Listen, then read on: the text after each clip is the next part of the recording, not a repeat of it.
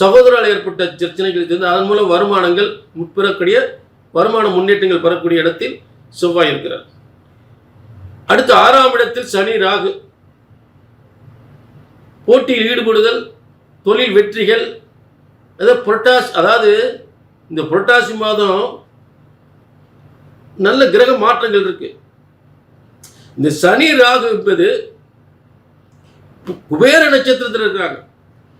அப்ப அதனால நல்ல யோகங்கள், சிறந்த யோகங்கள், எல்லாத்திலையும் வெற்றி பெறக்கூடிய யோகங்கள். இப்ப வழக்கம் போல குரு 10ஆம் இடத்துல இருக்கிறார். ஆனா ஒரு மாற்றங்கள் வருது. குரு உத்தியோகஸ்தானத்தில் இருக்கார், தசமஸ்தானத்தில் இருக்கார். இப்ப முதல் பயிற்சி என்ன? கன்னிராசி முதல் பயிற்சி. இப்ப சூரியன் புதன் புரட்டாசி 15 வரை மிகப்பெரிய யோகத்தில் இருக்காங்க.